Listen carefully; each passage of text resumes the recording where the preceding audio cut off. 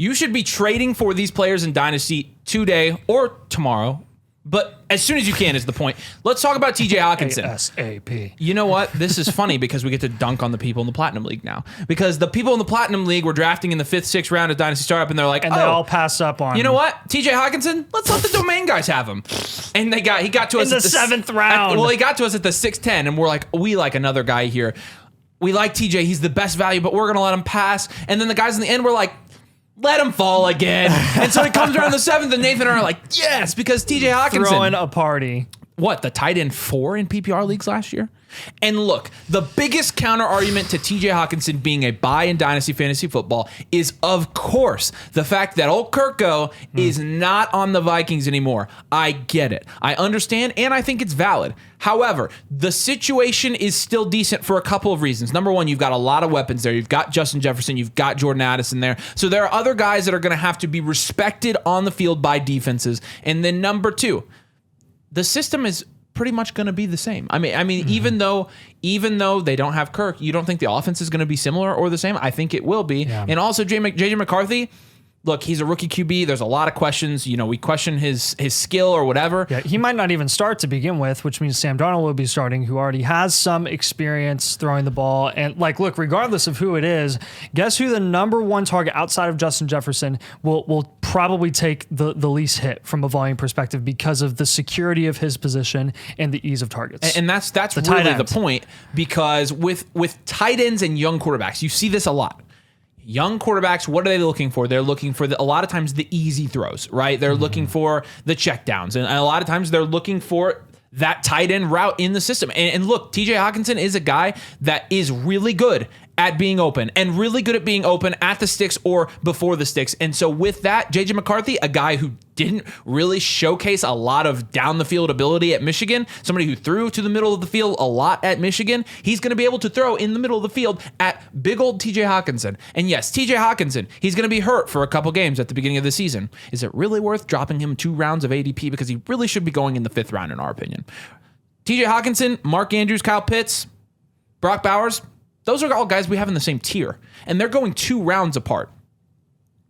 So with TJ Hawkinson, if you can, I think I traded Kelsey and a second for TJ Hawkinson recently, and I'm good with that, honestly, because although Travis Kelce just got a new deal, I still think TJ Hawkinson come the year after is going to be valued 3rd, 4th round where he should be valued. And I think TJ Hawkinson right now is one of the best picks you can make in the 6th, 7th round of your dynasty startups because of the safety of the pick and the position, because in tight end premium leagues, having an elite tight end like that matters, and because he's 26 years old. So that means for the next 9 years, he's going to be dynasty relevant. 9 years. We play in 3-year increments. That's 3 of those. Nathan and I might be dead in 9 years. Yeah. We could be. We absolutely I do not eat well. So who knows? I still think, I will say I will eat up this price at TJ Hawkinson. I was going to say, my wife likes a lot of cupcakes too, and I just eat them all. So I'm kind of in the that's same not boat. good. No, for your diet, it's not. No. So we could be dead. But what do? I eat them anyways. I'll take TJ Hawkinson in the 7th round. TJ Hawkinson's 100%. your cupcake. Gosh. Leave it in. Let's go. Rachaad White's going to be the next guy here. And look, we got to give Rachaad White some respect, because we've been on the fence with Rachaad White for a while. We've talked about how, even though we're on the fence with this price, that we have, kind of recommended him as a buy here and there for some teams that we do team blueprints for over at flockfantasy.com/domain. Have to use code domain. And by the way, if you want one of those team blueprints, you have to sign up with code domain for the Mother Flocker tier, and you get a free, customizable, comprehensive analysis of your team on this cool little thing right here called a team blueprint. Whoa. And it's done by Avery and I. We give you all the advice you need and more. You can ask us all of your follow-up questions in our DMs. You can ask us questions about your upcoming rookie draft, all that jazz. We're here to help you over at flockfantasy.com/domain. You have to use code domain and go submit whatever roster you want for your free team blueprint when you sign up using code domain.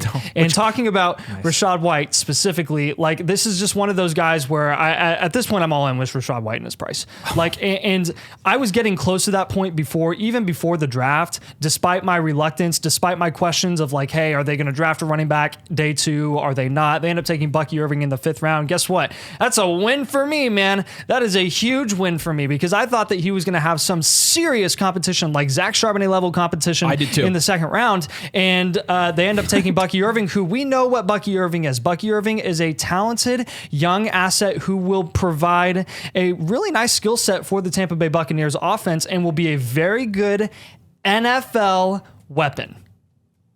And I'll leave it at that because that's all he's going to be, guys. I don't anticipate Bucky Irving with his size, with his lack of elite speed like a Devon Achane, to really be a consistent producing fantasy asset that really takes away from Rachaad White. What was the one thing we took away from Rachaad White's top 6 producing season last year? Top 4 producing running back season last year. We took away from that he was a very good receiving asset, which had a lot of receiving upside, gave him a very high floor, yep. And that he was very inefficient on the ground. Exactly. Rachaad White was not built to be a 3-down bell cow running back who gets all the carries that he got last year. But in smaller samples, you cut that, you give him 80% of those carries. He had 272 of those carries last year. I know. Give him 230. Give him 225. And you don't think you see his yards per carry? He's going to go back up. Guys, it's a Tony Pollard effect in the committee backfield. But even better because Rachaad White isn't going to be splitting touchdown opportunities with Bucky Irving because Rachaad White is the touchdown threat. He is the guy in goal line opportunities. He is the guy who has proven to be effective in the receiving game consistently. I'm 100% all in on Rachaad White's respective price right now. I mean, look at who he's going around at the moment. Because of Bucky Irving, a 5th round pick that the Dynasty community is obsessed with, unproven, went day 3. We have no idea what he's going to do. Is currently going around Josh Jacobs, who is on a multi-year, 1-year deal. Trey Benson, who will not be starting this year. Isaiah Pacheco, valued above Rachaad White. James Cook, just as many questions as Rachaad White, valued higher. And doesn't get as much opportunity as Rachaad White does. George Pickens, well above him. Jonathan Brooks, not stepped on a field. Rachaad White is what we hope Jonathan Brooks will be. Absolutely. But even better on the ground. I mean, look, Rachaad White, like you mentioned, 3.64 yards per carry this year with 6 touchdowns. Rachaad White scored more than half of his fantasy points, or almost dead even half of his fantasy points in the receiving game. Mm-hmm. And so you're exactly right. What you're going to see if you see Bucky Irving cut into any of this at all, or any other committee back they want to throw out there, because really what they're trying to do is take away from that rushing volume, which is good. But does it really matter for his production when you have 70 targets and 3 receiving touchdowns in a year? It really doesn't, because you're talking about 64 receptions, 550 receiving yards, and 3 touchdowns. I mean, do the math. That's 64 points, 55 points, and 18 more points, right? I mean, you're talking 130 plus points. Yeah. I care about the quality of carries that they're taking away and giving to Bucky Irving, and those are not the ones where he has an opportunity to score a touchdown. I mean, if you watch Rachaad White on early downs, he'd get the ball, he'd run right into the defender, and he'd get like 1 or 2 yards, right? I mean, like, seriously, there were some times this isn't some elite running back we're talking about. We're talking about a running back who's going in the 6th, 7th round right now, and like it's all about the price right now. It's all about the price with Rachaad White. And while there were questions before, there's not as many questions for us now, even though it's actually flip-flop for a lot of people in the dynasty market, which is why he's falling right now. You got to take advantage of that at price. It is always about price. And when we were watching Drake London's price this offseason, we were like, I thought it was going to skyrocket. We were like, okay, I was like, he's going to go way up. Second Uh-oh. round, we're going to have to sell him, blah, blah, blah. And what we've seen with Drake London's price is that he's consistently going mid to late 3rd at the highest in startup drafts. I'm talking about Drake London being valued behind Chris Olave, being valued behind Christian McCaffrey, being valued behind Malik Neighbors, Jaden Daniels. Okay, well, let's do some quick reminding real quick. Let's start with the Chris Olave. Okay. I'll let you do this. Because Please. I did make a trade in my Dynasty leagues. I traded, and this is kind of a dumb trade by our standards. You traded him and a 3rd for him. Right, as I said on the live stream, yeah, which is really specific. Yep. I traded Chris Olave in the 302 for Drake London. And this is kind of like, it's a market value loss. It's also kind of almost a 1-for-1. So it's kind of like, Avery, why'd you do that? It goes against everything you said. Because we've been telling people on Team Blueprints to pivot off of Chris Olave. And it's because Drake London's ceiling is undoubtedly higher than Drake London's ceiling for a lot of reasons. But number one, Drake London, when you're looking at his situation the last couple of years and him being able to be a wide receiver 3 in that like, guys, did you watch the offense? I cannot even begin to describe how bad that offense was and how bad the volume was. And he's still got 110 plus targets every year he's played. 110, 117 targets. Okay. Look, and I know you're like, yeah, that's still not enough. I know for an elite wide receiver 1, you need 130, 135 plus targets. But also when you're looking at Drake London, he scored 6 touchdowns in his career. Because consistently you saw the Atlanta Falcons get to the red zone and either A, try to run the ball, or B, give it to a quarterback who was incapable of making red zone plays. Drake London is a guy who can make a difference in the red zone. Why? Because he's 6'4", 213. Drake London is a guy who went top 10 in the NFL draft 2 years ago. He's 22. He's not a veteran. He's not a veteran. And he's a guy who has played with backup quarterbacks at best for the last 2 years. Desmond Ridder should be in the XFL. Mm-hmm. Okay? Oh, he shouldn't even be in the XFL. Okay. Desmond Ridder, what should he be doing then? Arby's is a little harsh if I said, work at Arby's. Yeah, I know. Because he's still a professional athlete. Right. No, I don't know. Maybe he can coach somewhere. Go back to Cincinnati. Okay, yeah. So, anyways, the point is, Drake London, despite his situation, has been solid, and now he gets Kirk Cousins. Kirk Cousins, who supported Justin Jefferson as a wide receiver 1 multiple years, TJ Hawkinson as a tight end 1, Jordan Addison was popping off with Kirk Cousins, right? When those 3 were healthy, Kirk Cousins was able to support that. But also, that offense is not going to be the old Arthur Smith offense. That offense, the scheme, the coaching staff is different. Comes from the McVay coaching tree. And it comes down to this. A lot of times, you have situational changes, you have context around a situation change, and then everybody's like, oh, they're going to be awesome, or now they're going to be awful. And we rarely subscribe to those methods of thinking, but this one's pretty easy. You have a good wide receiver who's going into his 3rd year, who has never played with a quarterback like this, and is going to have all the volume he wants. Drake London, shot called. Top 16 startup pick next year in Dynasty Leagues. He's going to be awesome. He's going to be great. This is a guy who has, from a scoring perspective, wide receiver 1 upside. I would say top 7 upside. There's really not a lot this guy can't do as an X. There really isn't. He's really, really good. And so, look, I know we haven't seen it. I know that it's bold, but this is one where Nathan and I think that, and we thought he was going to jump up here in value into the 2nd round. Yeah. And he's not. And so here, and I'm confident he's going to jump in ADP next year. I'm buying him. Drake London has he's shown all the flashes in his first 2 years that you want to see out of a future elite wide receiver 1. From an analytics standpoint, from a route running standpoint, all of it. When you look in depth at Drake London's analytics, he's a guy that's primed to be an elite NFL wide receiver. It takes a little bit of homework to do that, but we've looked at it enough to where we're like, Drake London, he's going to be a stud. And you're getting him right now in Dynasty Leagues, again, for Chris Olave, Jonathan Taylor. I love JT. I'm a Colts fan. If I can get Chris Olave, or I'm sorry, if I can get Drake London, holy smokes. Yeah. Jalen Waddle, you're talking about a wide receiver 2 versus a wide receiver 1, okay? Even Devonta Smith. Devonta Smith, same thing. Oh, 100%. Wide receiver 2. Yep. Dak Prescott. I'm confident Drake London will be higher than Dak Prescott. Now, Dak Prescott's QB, so it makes him a little bit safer of a pick. In a Superflex league. His price, I'm drafting him and I'm trading for London. He's one of our biggest buys right now that we're recommending a lot of people target, especially when we're talking about Chris Olave specifically. You pivot off of Olave. Nothing against Olave. I love Olave. But look, Olave is going to be stuck with some bad QB play for quite a while, and we just got to be real with it, man. That's really, really going to hurt his production, production upside, not necessarily his talent. Tony Pollard is going to be our next guy here. Woo.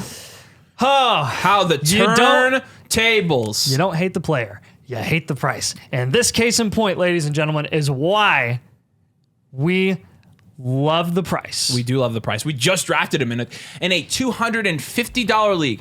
Here's a guy who we trashed last year. A guy, not him, his price.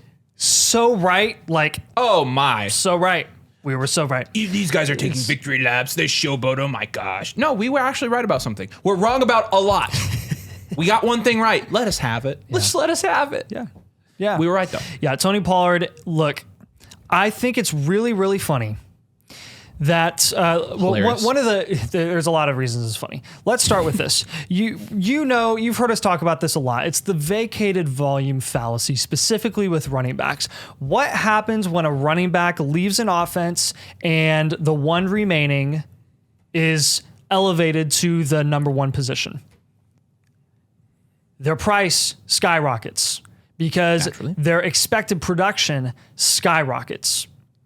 More often than not, it is way higher than we're comfortable with because they've never proven that they can produce at an elite level with elite volume. Tony Pollard last year was case in point of that. He spent his entire career in Dallas in a committee backfield with Ezekiel Elliott vulturing all of the touchdowns in the red zone. Change of pace. Ezekiel Elliott leaves the Dallas Cowboys. Tony Pollard is the number one option in Dallas. What happens? He does the exact same freaking thing that he did the year before, but less efficient and just straight up like not as good. But he's a bust because before you're getting him in the 10th round and then he's going in the 5th round. Yes. So then now naturally he goes right back down. Right back down. So now we're approaching this time in Tony Pollard's life where he's going into an offense with the Tennessee Titans where there's questions in the passing game with Will Levis. Yes, they have Calvin Ridley. Yes, they have D-Hop. Yes, they have Tyler Boyd. There's still questions there. The biggest one being Mr. Mayo himself. Mm-hmm. And you have Tyjae Spears splitting carries with Tony Pollard. Let's start with Tyjae Spears. Tyjae Spears doesn't have an ACL. Tyjae Spears was drafted day 2 last year and played alongside Derrick Henry and really, in the grand scheme of things, was not productive at all. Tyjae Spears has proven almost nothing outside of the fact that he can play some football. And you don't need an ACL. Tony Pollard is literally re-entering a situation where he thrived in Dallas and had high-end running back 2 upside, low-end running back 1.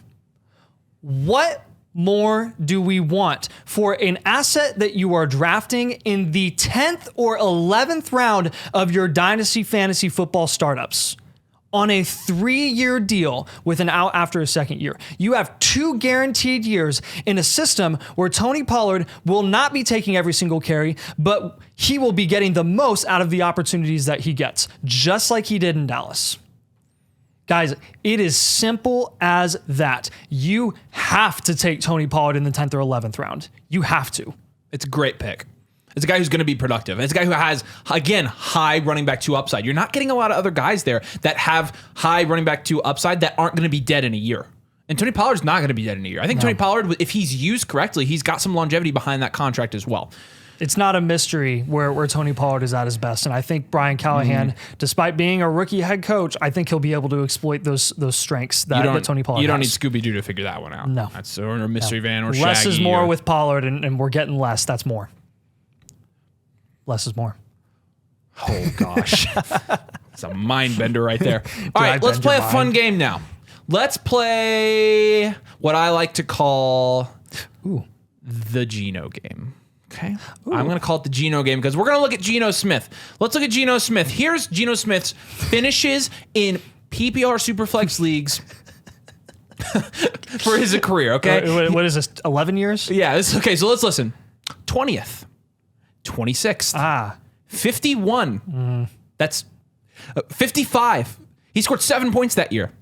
55, 301st. He scored negative 2.5 points in 2018. Okay. So it sounds like he's a backup for a lot of his career. 282nd, 0 across the board. 77th, he scored 0.12 points in 2020. 40th, again, still backup. 5th. He was the QB5. This was a guy that scored negative 2.5 fantasy points in 2018, and he was the quarterback 5. This is a dude over a 10-year period who didn't get above quarterback 40. Guys, people forgot his name. I didn't even know Geno was still in the league. Yeah. Okay. Now, I don't know I don't know how that happened. No. But I don't know either. But let's play another game. I like to call this game the Baker game. Okay? Oh, okay. The Baker. So let's do... This isn't as bad, but this is still telling. This is Baker Mayfield. Finishes PPR leagues. 16th. QB2. 18th. QB2. 18th. QB2. 25th. Oh, no. 29th. He's dead. 10th. So you're looking at the sleeper profiles of Geno Smith and Baker Mayfield, and you see a bunch of yellow, a bunch of red, and each of them have one little green line. And that little green line, I like to call that the Dave Canales line, baby, because that is where Dave Canales was coaching these two pretty much dead quarterbacks and coached them into fantasy relevance. Baker Mayfield was this close from being out of the league. He was on 3 teams in like 12 months. All right, one more game. This one's not as fun or trendy, but this is what I like to call the Bryce Young game. Let's look at Bryce Young. Or the Frank Reich game. Frank Reich sucks. All right. Or let's look at Bryce Young. He only got one of these things, but it's a lot of red and a lot of yellow. Ugh.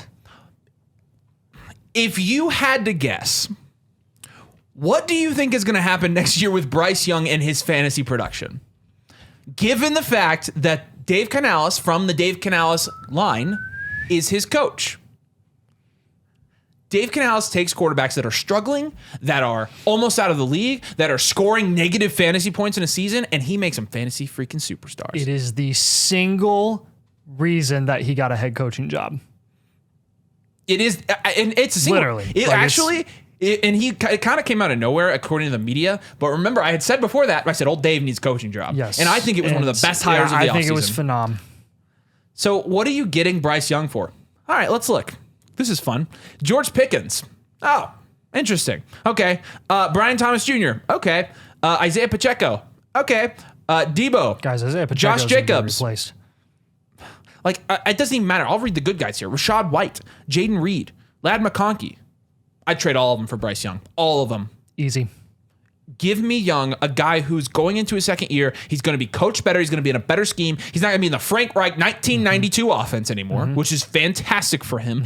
And he's going to increase in value. But I could care less. That's exactly it. I could care less because he's going to score me points for my fantasy team at a high level in my superflex spot. Maybe as my QB3. Because I could go dual elite QB up top and grab Bryce Young in the 6th right now. The Dave Canales line. You heard it here first. But it's a real thing. And I think I should prove it like that because, again, Bryce Young, he's primed for a good season this year. We're very excited for this. Last one. I'm going to play a little contract game of my own before I even say the name because the name can have a negative connotation due to the disappointment of the first 4 years of his career. Maybe I already spoiled it. When you read these numbers, tell me what you think. 3 years, $52.5 million, $41 million guaranteed. Wide receiver. Well, without knowing who this is, because I definitely didn't write him down, that's a fairly good wide receiver contract. This wide receiver must be fairly good at football. That wide receiver is Jerry Jeudy. Is Jerry Jeudy certified, amazing, super talented, good at football, super duper proven? Absolutely not. Do I personally like Jerry Jeudy, the talent? Do I like Jerry Jeudy, the player? Do I enjoy watching Jerry Jeudy consistently? And do I trust him to ever be a consistently productive fantasy asset? No. Do I want to take Jerry Jeudy in the 13th freaking round of my Dynasty startup, the 12th, the 11th, on a 3-year, $41 million guaranteed deal? Yes, please. Yes, please. I'm going to give you one reason and one reason alone. Not every situation is the same, so I understand that this single example can be incorrect and it can fall and shatter and into 1,000 pieces. 3 years ago, we saw this mysteriously, shockingly gross contract that the Jacksonville Jaguars made with a certain Christian Kirk, who up until that point had never been a hyper-productive, consistent receiving asset, not only as an NFL talent, but as a fantasy asset. And why was that? Way overpaid. Because he was behind what receiver? He was not behind D-Hop every single one of those years, I don't believe. He was. I don't think he was every single year. He was. I'm helping you. Just say D-Hop. Okay, whatever. Sure. Then he goes and he gets what we would say was an overpay with Jacksonville. What ended up happening? The NFL was right and we were wrong. Shocker. I'm never making that mistake again. At a certain price, I'm going to trust the contract and I'm going to trust the evaluation of an NFL team over me, who is paying a quarterback $260 million guaranteed, and they can still afford to pay this to a wide receiver who's unproven. They wouldn't do that if they knew something that we didn't. Because they don't just have money to throw around anymore. No. And it's not like they, mortgage their entire future for Deshaun Watson or anything. But right. But the point still stands. Jerry, you're getting him in the 13th. Okay, let's look at other wide receiver contracts in the 13th round of a Dynasty, or 11th. We got him in the 11th for this one.